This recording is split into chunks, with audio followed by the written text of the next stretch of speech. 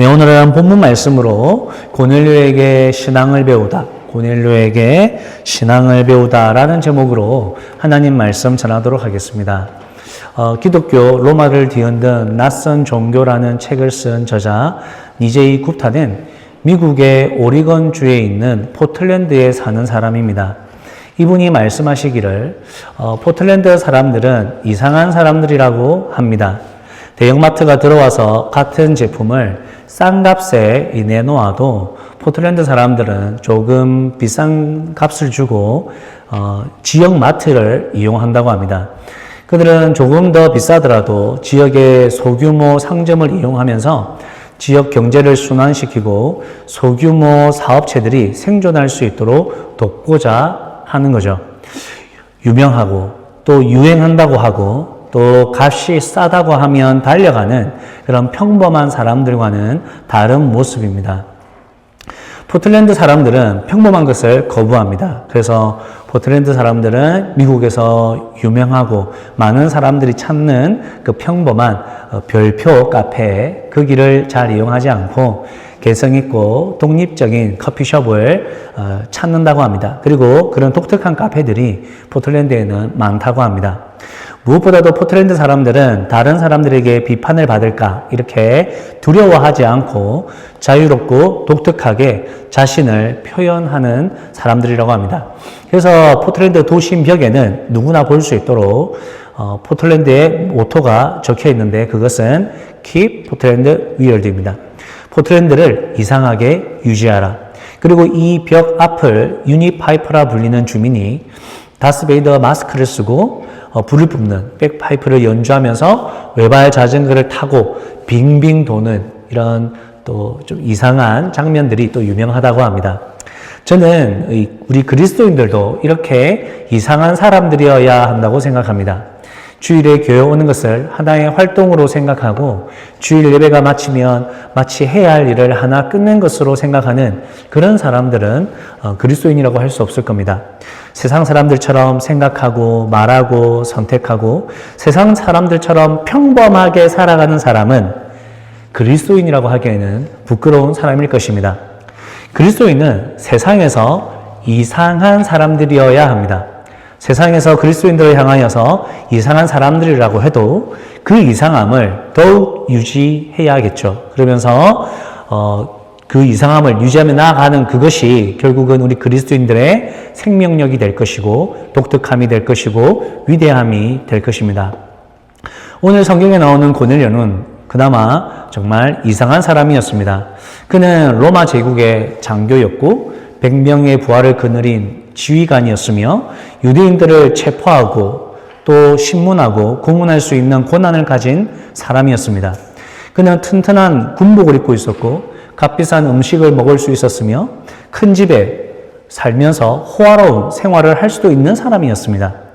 고넬료는 그 시대 권력자 중에 한 명이었기 때문에 그 시대의 권력을 가진 남자들처럼 노예 신분이나 낮은 지위에 있는 여인들을 원하는 대로 취할 수 있었고 또 무료한 일상을 달래기 위해서 자신의 돈으로 주사위 게임을 하는 도박을 한다든지 아니면 파티를 열어서 마음껏 즐길 수도 있는 사람이 고넬료였습니다. 그러나 그는 그렇게 하지 않았습니다. 그는 그 시대의 사람들이 볼 때 참으로 이상한 사람이었습니다. 성경은 그가 경건했다라고 이야기하죠. 여기서 경건하다라는 단어는 깊이 공경하는, 존경하는, 흠없는 이라는 뜻으로 오직 하나님과의 관계에서만 사용하는 단어입니다. 즉 고넬료는 하나님을 깊이 공경하고 존경하는 사람이었으며 그는 악한 세상 풍습으로부터 자신을 깨끗하게 하고 하나님 보시기에 부끄럽지 않은 삶을 살고자 노력했던 사람이었습니다. 그래서 그는 먼저 가족을 소중하게 생각했죠. 그 당시에는 자녀들을 도구나 또는 물품으로 생각해서 돈을 받고 팔 수 있는 그 시대 속에서 고넬료는 배우자와 자녀들을 소중하게 여기며 그들도 하나님을 경외하고 섬기기를 간절히 바랬습니다. 즉 그는 가족들을 사랑하고 그들과 함께 하나님을 믿기 위해서 애를 썼던 사람이죠. 나아가 고넬료는 자신이 지배하고 있는 자신의 지배를 받고 있는 유대인이나 노예 신분의 사람들이나 또는 천한 지위에 있는 사람들이라고 하여서 고넬료는 함부로 대하거나 멸시하지 않았습니다. 오히려 그들을 도와주었습니다.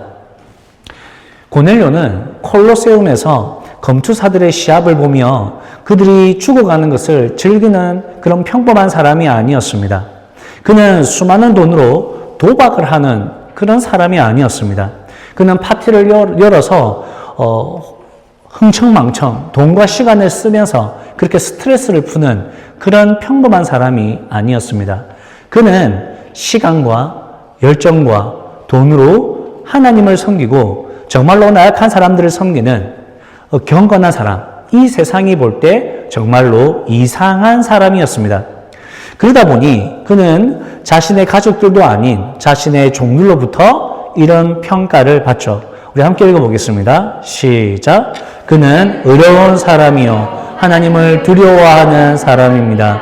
그는 온 유대 백성에게 존경을 받고 있습니다. 무슨 말이죠? 고넬료의 종들이 고넬료를 묘사할 때 어떤 사람이라고 묘사합니까? 이 사람은 이상한 사람입니다. 의인입니다. 이 시대 사람들과 다르게 의인입니다. 그가 얼마나 이상한 사람인지 자신이 지배하고 있는 유대인들에게도 존경을 받는 사람입니다. 라고 이야기를 하는 거죠. 여러분, 이 차이가 어디에 있습니까?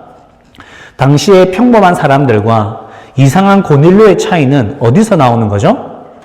서두에서 말씀드렸던 이 책에 보면 고넬료가 살던 당시에 로마의 종교 생활에 대해서 세 가지로 이야기하고 있습니다.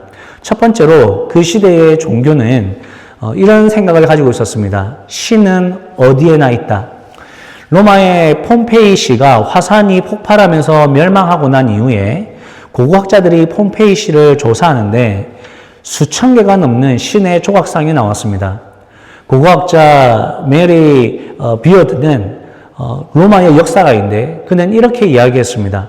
신의 조각상 수가 그 도시의 인구수보다 많았다라고 주장합니다. 무슨 말인가 하니까 당시의 사람들은 정치, 경제, 사회, 문화, 전쟁, 그리고 오락 모든 영역에서 신이 영향을 준다고 생각을 했습니다. 그래서 집안의 방이든 공공 건물이든 공원이든 사람들은 얼굴을 돌리는 곳마다 신의 얼굴을 두었고 숭배의 흔적들을 남겼던 것입니다. 여기서 알려주는 게 뭐죠? 1세기의 로마 사람들은 신들이 인간의 모든 삶을 영향을 주기 때문에 절대 신들을 노엽게 해서는 안 된다는 겁니다. 인간들이 신들을 공경하고 신들이 원하는 것을 해주면 신들도 인간이 원하는 것을 해줄 거라는 거죠. 그래서 나온 말이 팍스 데오룸이라는 말입니다. 신들과의 평화라는 말이죠. 어떻게 신들과 평화를 유지할 수 있겠습니까? 인간들은 신들에게 제물을 드리고 기도를 드리고 선물을 드리고 존경과 헌신을 바칩니다. 그러면 신들은 그 답례로 건강과 안정과 부를 내려주는 거죠. 그러면서 인간과 신 사이에 이런 평화가 존재한다고 생각했던 겁니다. 그들은 인간의 내적인 평화 이런 것들에 대해서 깊이 생각하지 않았습니다. 천국과 지옥 이런 사후 세계에 대해서 깊이 고민하지 않았던 거죠. 사람들이 생각할 때 당시의 신들은 인간들에게 섬김을 받고 싶어하는 왕과 같은 최대 권력자들이었습니다. 신들은 인간들에게 자비와 은혜를 베풀어 줄 마음이 없죠. 신들은 섬김을 받기 위해 존재했고 사람들은 신들을 일방적으로 섬겨야 했습니다. 그리고 신들은 인간의 섬김을 받고 흡족할 때 인간들에게 복을 준다고 당시 사람들은 생각을 했습니다. 그런 시대에 살고 있는 고넬료가 이상한 신을 만났습니다. 그 신은 자신이 다스리는 유대 민족의 신이었고 그 신은 자신이 알고 있는 로마의 신들과 다르게 자기 백성들을 사랑하는 신이었습니다. 자기 백성들이 이집트에서 노예 생활을 하고 있을 때 그들이 그 신에게 좋은 재물을 바치지 않았습니다. 그 신의 마음을 기쁘게 해주지 않았습니다. 그 신이 원하는 소원을 그들이 들어준 것도 아닌데 그 신이 선택한 민족이라는 이유만으로 그들의 울부짖음을 불쌍히 여기고 이집트에서 나오도록 해주신 그 백성들에게 참 자유를 준 신이었습니다. 그뿐만 아니라 그 신은 자기 백성들을 책임지시는 분이었습니다. 그 백성들이 그 신을 떠나지만 않는다면 그 신은 자기 백성들을 기적적으로 도우는데 적들의 눈을 가린다든지 자연재해를 일으킨다든지 해서 그 연약한 자기 백성들을 보호하는 그런 신이었습니다. 무엇보다 이 신은 그 백성들과 교류하길 원했고 대화하길 원했고 함께하길 원해서 메시아를 보낸다고 약속하셨고 메시아를 통해서 올 회복과 위로와 치유와 아름다운 나라를 약속하신 분이었습니다. 그 신은 적어도 너 복 받고 싶어? 그럼 나한테 재물 가져와. 너 이번에 직장 가고 싶어? $10,000짜리 금 가져와. 그러는 신은 아니었습니다. 그 신은 적어도 내가 신이니까 너희들은 나를 섬겨야 돼. 너희들 그 노예에 불과한 거 알지? 너희들 함부로 우리 자리에 넘보지 마? 그런 최고 권력자의 신과 같은 모습은 아니었습니다. 오히려 그 신은 자기 백성들을 사랑하고 높이고 축복하는 신이었습니다. 그리고 자기 백성들을 향하여서는 너희가 신의 구원과 사랑을 받았으니 높은 자리에 있는 사람들은 낮은 자리에 있는 사람들을 돌보고 가진 자는 없는 자에게 나누어 주라고 자기 백성들을 참 교육하는 그런 이상한 신이었습니다. 고넬료는 그런 유대인들의 신을 보면서 매력을 느낀 정도가 아니라 그분이 참 하나님이심을 알고 그분을 믿기로 로마의 모든 신들을 버리고 유대인들이 믿는 그 하나님을 믿기로 결단하게 된 거죠. 그래서 그는 하나님을 알기 위해서 유대인들이 모이는 그 회당에서 하나님의 법을 배우고 자기가 배운 법대로 자기가 하나님을 믿게 된 대로 하나님의 뜻을 따라서 살았습니다. 그것은 자기가 사람을 귀하게 여길 뿐만 아니라 이 세상에서 멸시받고 천대받고 사람들의 사랑받을 가치 없는 그런 사람들마저도 돕는 경건한 사람의 모습으로 그가 이 땅에 나타나게 된 것이죠. 따라서 고넬료와 평범한 로마 사람들의 차이는 무엇입니까? 다른 차이가 아니라 그들이 믿는 신이 누구인가의 차이였습니다. 이상한 신을 믿는 고넬료는 이상한 사람이 되었고 평범한 신을 믿는 평범한 신을 믿는 로마 사람들은 평범한 사람이 되었던 겁니다. 여러분, 이 세상에서 여러분은 이상한 신을 믿는 이상한 사람들입니까? 아니면 평범한 신을 믿는 평범한 사람들입니까? 세상 사람들은 그렇게 말하지 않는데, 세상 사람들은 그렇게 베풀지 않는데, 세상 사람들은 그렇게 행동하지 않는데, 너는 왜 그렇게 하느냐고, 너 참 이상하다라고 그렇게 여겨지는, 세상에서 그렇게 여겨지는 바 되셨습니까? 가정에서, 직장에서, 교회에서 참으로 이상한 사람들, 만나면 이상하게 기분 좋은 사람들, 없으면 이상하게 허전함을 느끼게 하는 사람들, 자기 것을 내어주고도 기뻐하는 사람들, 자꾸만 손해보고도 좋아하는 사람들, 자기 시간과 돈을 낭비하면서도 너를 위해서라면 괜찮아 하고 상대방을 의미 있게 만들어주는 사람들, 화낼 만도 하고 짜증낼 만도 한데 나는 괜찮아, 나 전혀 기분 나쁘지 않아 그러면서 오히려 안심시켜주는 사람들, 주일과 금요일에 피곤한 몸을 이끌고 한 집에 모여서 남을 성공시키는 인생을 살자고 함께 기도하는 사람들, 피 한 방울 섞이지 않은 친구와 지인들이 예수님을 믿었으면 좋겠다고 눈물 흘리며 기도하는 사람들, 자기 이익과 부유함을 위해서 하나님을 이용하는 이 시대에 하나님을 위해서 자신의 모든 것을 포기하는 이상한 사람들, 그런 이상한 사람들, 여러분은 그런 이상한 자로 이 땅에서 살아가시기를 원하십니까?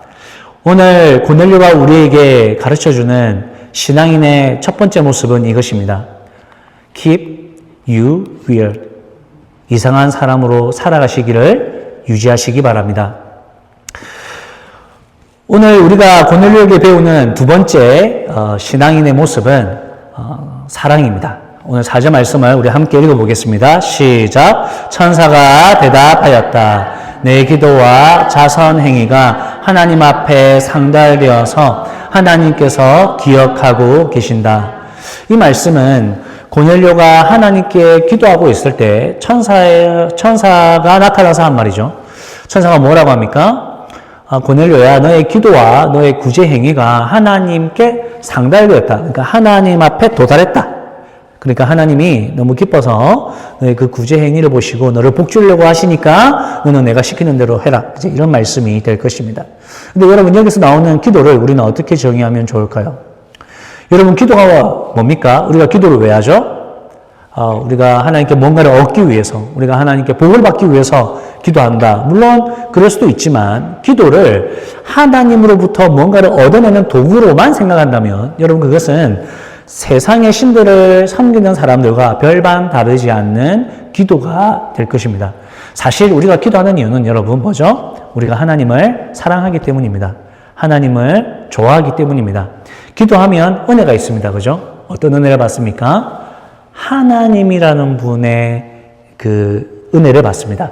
하나님 자체가 우리에게는 은혜가 되는 거죠. 우리가 힘들고 어려우면 우리가 기도합니다. 왜요? 하나님께 내 힘든 마음을 이야기하고 싶기 때문입니다. 또 하나님께 도와달라고 말하고 싶기 때문입니다. 힘들고 어려우면 생각나는 제일 첫 사람은 아니지만 제일 첫 분이 바로 우리 하나님이신 거죠. 그렇게 하나님이 좋은 겁니다. 하나님께 감사하고 하나님을 의지하고 싶은 거죠. 우리는 아무 일 없어도 하나님께 기도합니다. 왜죠? 하나님과 대화하고 싶으니까, 하나님을 사랑하니까, 하나님과 친밀하고 싶으니까. 그래서 기도는 하나님을 향한 우리의 사랑입니다. 자, 그러면 자선행위는 어떻게 정의할 수 있겠습니까? 이 자선행위에서 이 자선이라는 말은 뭐죠? 자비로운 마음, 사랑하는 마음, 긍휼한 마음. 그래서 이 자선행위라는 단어는 자비라는 뜻에서, 긍휼이라는 단어에서 나온 단어입니다. 그러니까 고넬료의 구제행위는 사람을 진정으로 사랑하는 그 사랑의 표현이었던 것이죠. 고넬료가 야, 자 받아라. 내가 이렇게 구제했으니 나도 마음 편하다. 이러려고 구제했던 게 아니라는 거죠. 고넬료의 기도와 구제가 하나님 앞에 기억될 만한 것이 되었다. 하나님이 받으실 만한 것이 되었다라는 것은 무슨 의미입니까? 고넬료는 정말로 하나님을 사랑하는 사람이었고 하나님의 사랑으로 이웃을 진정으로 섬기려 했던 사람이었습니다. 그가 남을 도울 때는 너같이 못난 사람도 내가 도와준다. 나란 그런 느낌이 들도록 비아냥거리면서 돕지 않았습니다. 그가 다른 사람들을 구제할 때 내가 이 정도 되는 사람인 걸 다 아나? 이러면서 자기 거만함을 떨면서 또는 과시하면서 그렇게 구제하지 않았습니다. 그에게는 가식이 없었고 그에게는 어떤 내가 이렇게 구제하면 하나님으로부터 이익을 받겠다는 그 어떤 흥정도 없었습니다. 고넬료는 하나님을 진실로 사랑했고 그 사랑으로 사람을 섬겼습니다. 이것은 그 시대에 정말 이상하게 여겨지던 그런 섬김이고 구제이고 기도입니다. 세상에서 거들떠보지도 않는 사람들을 섬기는 것, 나의 섬김을 다시 갚아줄 수 없는 사람들을 섬기는 것, 정말 비논리적이고 정말 비이성적이고 정말 비효율적인 그런 섬김이었습니다. 여러분은 왜 섬기십니까? 여러분은 왜 교회 봉사하십니까? 여러분은 왜 목자 목녀를 하시고 왜 청년들에게 퍼주려 하시고 왜 성도로서 나누고 베푸는 삶을 살아가려고 하십니까? 그렇게 좀 고생하는 모습을 보여야 신앙생활하는 사람으로서 인정받기 때문입니까? 내 마음 편하고자 사랑하는 사람을 섬기는 겁니까? 이 섬기는 사랑은 그 상대방의 아픔을 덮어주는 것인데 내가 이렇게 하면 저 사람도 좋을 거야. 저 사람의 마음과 저 사람의 형편을 생각하지 않고 내 마음 편하고자 그렇게 섬기고 있는 것은 아닙니까? 하나님을 향한 순수한 사랑, 사람을 향한 순수한 사랑, 세상에 물들지 않고 때묻지 않은 그 간절한 몸부림, 예수님이 그 십자가 사랑을 받은 그 감격에서 나오는 그 진실한 고백의 섬김, 이런 것들이 우리 안에 그대로 존재하고 있습니까? 이사야 59장 2절에 보면 하나님께서 이스라엘 백성들에게 얼굴을 돌리셨다라고 이야기합니다. 고넬료의 기도와 구제는 하나님 앞에 기억이 되었는데 이사야 59장에 나오는 이스라엘 백성들의 기도와 구제는 하나님이 못 보겠다 하신 겁니다. 귀를 막으시면서 야 그만해 기도 그만해 못 듣겠어 너희 기도 못 듣겠어 너희 구제 못 보겠어 그만해 진실하지 않고 불순물이 가득한 마음으로 드리는 기도와 구제를 하나님께서는 듣고 싶어 하지도 또 알고 싶지도 않다고 말씀하는 거죠. 우리는 이 장면에서 깨달을 수 있는 것이 있습니다. 우리의 기도와 우리의 구제라고 해서 다 하나님이 기쁘게 받으시는 건 아니구나. 어떤 기도는 하나님이 네가 이렇게 했구나. 너무 감사하다. 너무 고맙다. 너무 예쁘다. 라는 기도가 있을 것이고 또 어떤 기도는 우리의 정욕과 탐욕으로 가득 차 있어서 그만해. 너 그만해. 말 좀 그만해. 기도 좀 그만해. 라는 기도와 구제도 있다는 것입니다. 그러고 보면 여러분 하나님과 사람을 어떻게 사랑하는 것이 정말 하나님이 기뻐하시는 사랑이고 기뻐하시는 기도입니까? 하나님과 기도할 때 하나님만 알게 하는 기도. 누군가 나의 기도하는 모습을 보면서 와 역시 저 사람은 기도하는 많이 하는 사람이야. 알지 못하게 하는 기도. 다른 사람을 섬길 때 그 대가를 기대하지 않는 섬김. 하나님께서 보시고 하나님만 갚을 수 있도록 섬기는 그 섬김. 그 섬김이 하나님 보시기에 아름다운 기도와 섬김이다라고 이야기하는 거죠. 그래서 야고보서 1장 27절에서는 이렇게 말씀합니다. 우리 함께 읽어보겠습니다. 시작. 하나님께서 보시기에 흠이 없는 경건은 고난을 겪고 있는 고아들과 가부들을 돌보아주며 자기를 지켜서 새 속에 물들지 않게 하는 것입니다. 그러니까 사람들이 사람을 돌볼 때 고아와 가부를 그들이 고통 중에 있을 때 돌보라는 말씀은 그들이 너희들에게 다시 대갚아 줄 수 없는 그런 사람들을 돕는 것이 진짜 돕는 거라고 말씀하는 것을 우리가 알 수 있습니다. 그래서 그런 돌봄과 사랑으로 이 세상에 물들지 않고 이상한 그리스도인으로 살아가는 것, 그것이 하나님이 원하시는 경건이다. 정리하면 하나님과 다른 사람을 참으로 사랑하는 삶이 하나님께서 기뻐하시는 경건 생활이다. 이렇게 우리가 정의할 수 있을 것입니다. 제가 이전에 특별 새벽 기도에서 거창고등학교의 직업 10계명에 대해서 이야기를 했는데 이 직업 10계명은 거창고등학교에서 자, 선생님들 모여보세요. 우리가 학생들에게 어떤 직업관을 가지게 할까? 우리 한번 10가지 정해봅시다. 하고 정한 것이 아닙니다. 거창고등학교를 세운 전영창 선생의 신앙과 삶을 그 후배 선생님들이 10가지로 정리한 것입니다. 그러면서 이 학교를 나오는 학생들은 전영창 선생님처럼 살았으면 좋겠다. 그분처럼 선택했으면 좋겠다라는 마음으로 이 10가지를 그 학교에 걸어 두었습니다. 전영창 선생은 가난한 시골에서 태어났습니다. 그는 선교사님들의 도움을 얻고서야 학교에 진학할 수 있었고 학교에 공부를 마치고 난 이후에 초등학교 선생님이 되었지만 일제 강점기 시대였기 때문에 신사참배를 거절했다는 이유로 교사직에서 쫓겨나고 감옥에 갇히게 되었습니다. 감옥에서 풀려나서 그는 미국의 유학길에 오르게 됩니다. 물론 다 선교사님들의 도움이죠. 그가 유학으로 갔을 때 우리나라에서는 6.25 전쟁이 터집니다. 근데 그때 그는 그 유학하고 있는 그 미국에 머물려 하지 않고 한 걸음에 달려오려고 합니다. 사람들이 다 만류했지만 그는 다 뿌리치고 하나님이 나를 공부시키는 이유는 이 나라를 살리기 위함이 아닌가라는 마음으로 폐허가 된 나라를 살리기 위해서 자신의 인생을 걸고 이 한국 땅으로 다시 들어오게 됩니다. 그는 한국에 들어오면서 대전의 한 대학에 학부장으로 들어가게 되어 있었습니다. 그런데 그는 그 자리를 내려놓고 소외되고 가난한 지역에 있는 그 아이들을 돕고 섬기겠다는 그 마음으로 한 시골 학교에 정착하게 되는데 그곳이 거창이고 거창고등학교입니다. 그분은 다 쓰러져가는 학교의 교장으로 들어가서 교사들에게 월급도 줄 수 없는 상황에서 그는 자신과 같이 확고한 믿음을 가지고 또 이 학생들을 가르치겠다는, 이 학생들을 세우겠다는 뜻을 가진 교사들을 모읍니다. 그리고 그 선생님들과 함께 학교를 세워갑니다. 그가 학교에 얼마나 사랑과 또 애정과 희생을 했는지는 우리가 특별히 말하지 않아도 다 아마 추측할 수 있을 것입니다. 학생들을 어떻게든 졸업시키겠다고, 있는 장학금, 없는 장학금, 최대한 모든 장학금을 만들어서 가난한 아이들에게 장학금을 주고, 그러면서 모든 아이들을 졸업시키려고 했고, 하루는 길을 지나고 있는데 이 학생 냄새가 너무 심해가지고, 얘가 왜 이렇게 냄새가 심한가 보니까, 그 아이가 전쟁 고아인데, 몸에 장애가 있어서, 이 목욕탕에 가면 사람들이 자기 몸을 보니까 그게 너무 싫어서 목욕탕을 안 가고 있었던 겁니다. 그래서 이 전영창 선생이 목욕탕집 사장님에게 양해를 구하고 문을 여는 시간 1시간을 좀 당겨달라 이렇게 해서 한 번씩 그 아이를 시키고 그렇게 공부를 시켰다는 그런 일화도 있습니다.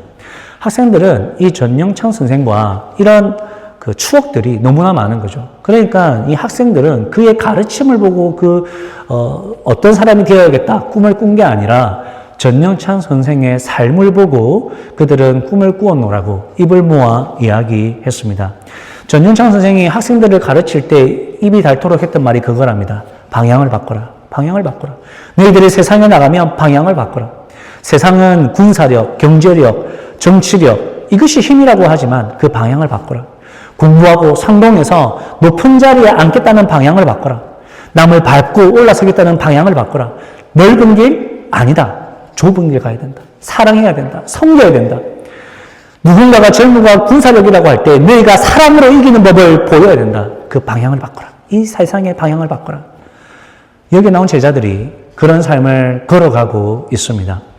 전영창 선생은 100년 전 한국에서 교사라는 그 안정된 자리에서 신사참배를 거절하면서 세상의 주류가 되기보다는 이 세상에 이상한 사람이 되었습니다. 유학의 안전한 자리를 버리고 전쟁 이후에 죽음의 땅이 되는 이 한국에 들어와 대학의 학과장이라는 그런 명예로운 자리가 아닌 소외된 아이를 가르치는 선생이 되기로 한 이상한 사람, 그 사람이 전영창 선생이었습니다. 그는 자신의 평안함과 안위보다 자신에게 보답할 수 없는 그 가난한 학생들을 그들을 위해서 자신의 모든 것을 걸고 사랑하고 섬겼던 그 사람이 전영창 선생이었습니다. 그가 그렇게 사랑할 수 있었던 것, 그가 그렇게 섬길 수 있었던 것은 그를 한없이 사랑해 주신 하나님의 사랑이 있었기 때문이고, 그가 그렇게 학생들을 볼 때 자기의 것을 내어주지 않을 수 없었던 것은 자신을 위해 희생한 예수 그리스도의 십자가를 늘 보며 살았기에 그는 그의 모든 것을 내어주는 것을 아까워하지 않았습니다. 저는 저와 여러분이 이 땅에 또 다른 전영창 선생이 되어 온전한 사랑을 누리고 온전한 사랑을 나누며 온전한 사랑을 꽃피우는 그런 주님의 이상한 사람들이 되기를 주님의 이름으로 축복합니다.